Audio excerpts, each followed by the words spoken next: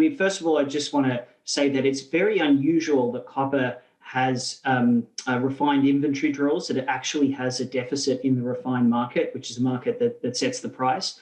And this is because typically you get a pretty quick response to higher demand, higher prices from scrap, from the scrap supply. But this time is only the third time, we're right in the middle of it right now, where I think that we're likely to get a refined deficit in the copper market. The only two times prior to this in the last 20 years were first half 2011 and 2003, 2004. The reason why it's so rare is, as I mentioned, scrap usually responds, but this time the demand recovery has been so rapid and so large that it's unlikely scrap will be able to respond quick enough. Over the medium to longer term, certainly we're expecting a mine supply and a larger scrap supply response. But right here, right now, copper is in, there's the biggest gap between end-use copper consumption and mine supply that we've seen in history. Well, I mean, that's really interesting. And it's also very reflective of the environment that other industries have found themselves in as well, like what's happening with semiconductors. Very similar, it's very strong demand story post-pandemic, and the supply literally hasn't been able to keep up. But I just want to take you to another point. And you mentioned that one of the reasons why copper has done so well is that the response out of policymakers has been quite manufacturing heavy. You look at the PMI numbers, manufacturing numbers in Europe, very, very strong response out of China, US as well, home building, etc.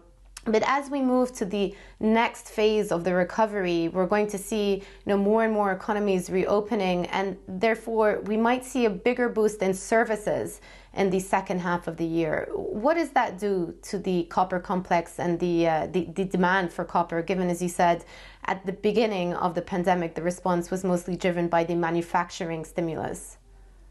Yeah, I mean, this is one of the biggest worries of the clients that I speak with. That essentially this is part of this strength in demand is a one-off. And there's no doubt that there's been some one-offs in some segments of copper consumption that will unwind. For example, a lot of people, particularly in the developed markets, bought freezers when there were food security concerns in the second quarter last year, first and second quarter last year, and that's not expected to continue indefinitely. So that will unwind. But actually what we're finding is this concern, certainly for the next 6 months, looks hugely overblown. So the US has been one of the first countries that has really kind of opened up, and you've seen a big improvement in the services ISM in the US. And instead of that coming at the expense of manufacturing and the expense of kind of copper intensive goods consumption, you've actually seen the manufacturing PMI pick up in the US. And alongside that, I love this index. There's a survey that's done in the US, been done for the last 20 years or so. It's on home remodelers. So as a proxy for this kind of goods intensive consumption, you can look at this home remodeling index.